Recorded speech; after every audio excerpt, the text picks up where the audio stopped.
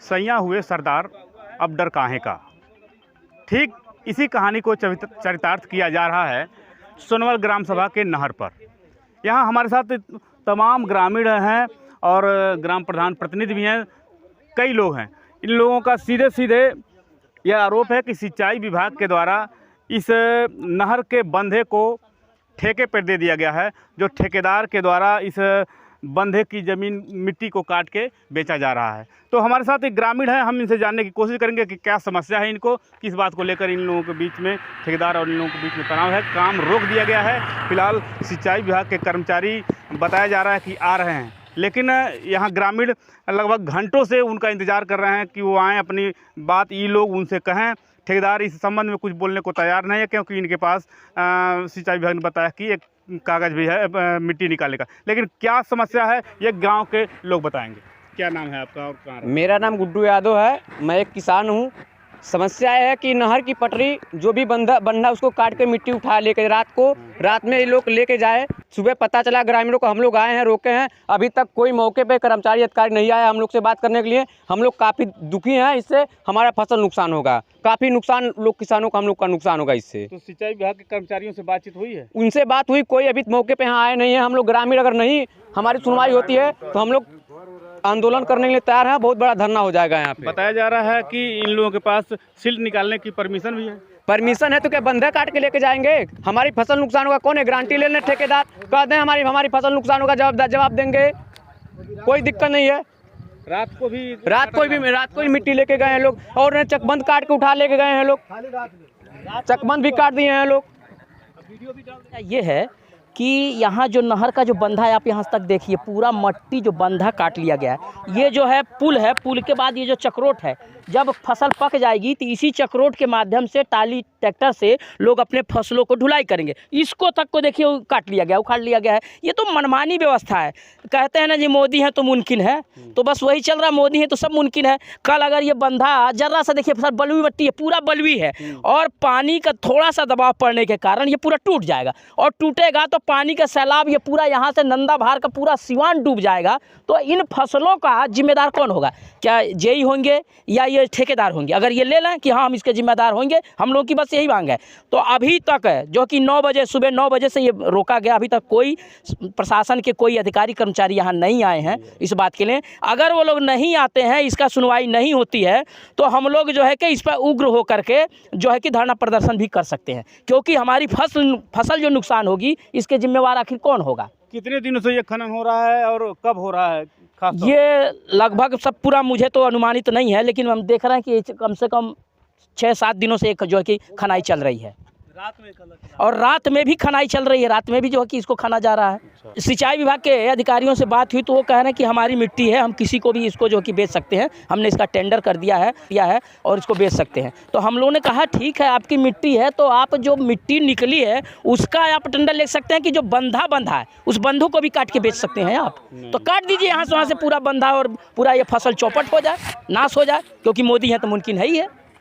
मोदी है तो मुमकिन, बिल्कुल मुमकिन है सर, मोदी में तो मुमकिन है। मोदी सरकार किसानों की तो हितैषी है, तमाम प्रकार की योजनाएं चला के किसानों का लाभ। आप कह रहे हैं किसानों की हितैषी है? बॉर्डर पे देखिए, सिंधु बॉर्डर पे क्या हो रहा है, रोडों पे जो कि किला गाड़ दिया गया है, रोडों पे किला गाड़ दिया, पूरा जो है कि यूपी और दिल्ली के जो है कि फोर्स वहाँ लगा गई है कि किसान वहाँ दिल्ली ना जा सके, अपनी बात ना कर सके।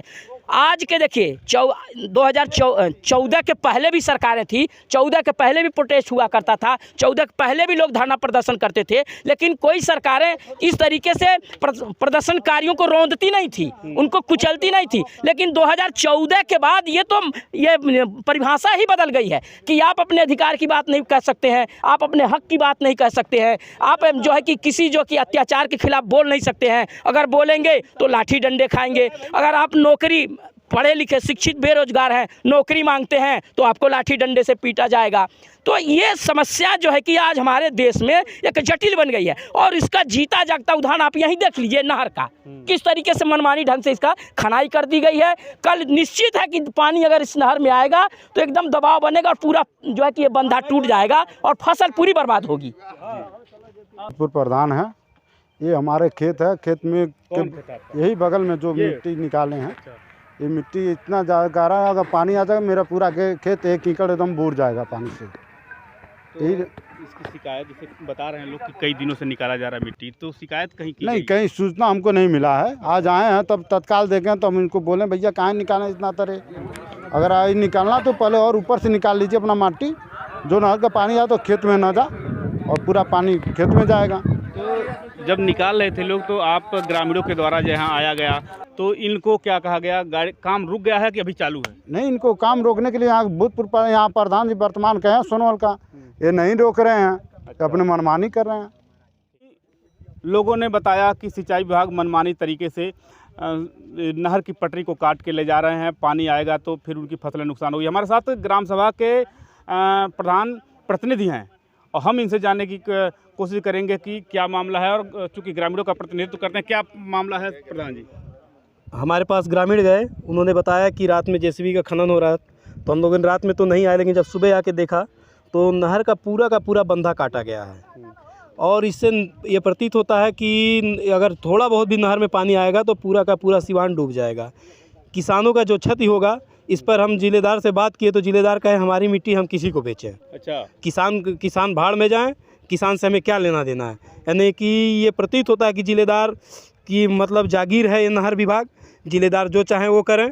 जिलेदार को ये भी नहीं मालूम है कि किसान भाड़ में जाएं, किसान है तो वो अन्नदाता हैं, किसान के बदौलत वो 2 वक्त की भोजन कर रहे हैं। इस तरह से तो उनके बातों से लग रहा है तानाशाही रवैया अपना रहे हैं। बिल्कुल तानाशाही रवैया, और 9 बजे से सारे ग्रामीण काम को रोके हुए हैं। अभी तक इतना टाइम हो गया, एसडीएम साहब से भी बात हुई, हमारी डीएम साहब से भी बात हुई, थानेदार से भी बात हुई, जिलेदार से भी बात हुई, उनके एई से बात हुई, लेकिन अभी तक कोई आया नहीं। एई का क्या जवाब रहा? यही कहे हमने सिल्ट उठाने का परमिशन दिया है, तो सिल्ट उठाने का परमिशन दिया, बंधा काटने। हमने पूछा क्या बंधा काटने? नहीं, उन्होंने कहा बंधा काटने का परमिशन नहीं दिया है, हमारी मतलब सिल्ट उठाने का परमिशन दिया। हमने कहा आप भेजिए विभाग को, तो उन्होंने कहा हम अभी अपने कर्मचारी को भेज रहे हैं, लेकिन अभी तक कोई कर्मचारी अभी नहीं आया।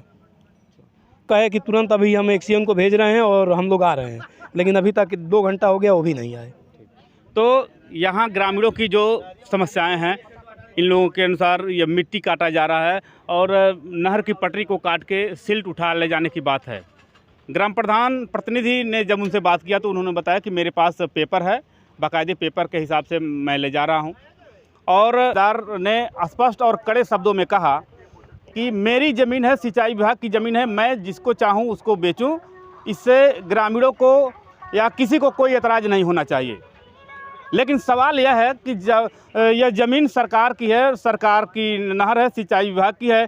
अगर इस तरह से सिल्ट उठाने की परमिशन उनको दी गई है, लेकिन बंधा काटने की परमिशन उनको नहीं दी गई। अगर ये बंधे कट जाए, काट लिए जा रहे हैं और नहर में पानी आए, तो फिर इन किसानों का जो अन्नदाता के रूप में कहे जाते हैं, देश उनको अन्नदाता हैं, जीवनदाता हैं, तो उनके फसलों का क्या होगा। लिहाजा सवाल यह सबसे बड़ा है कि अधिकारी कर्मचारी मौके से आएं और अपनी बातों से ग्रामीणों को संतुष्ट करें और इनकी समस्याओं का निदान करें। अपने सहयोगी दिनेश कुमार के साथ मैं रविशंकर भारती, आर्टिकल 19 भारत।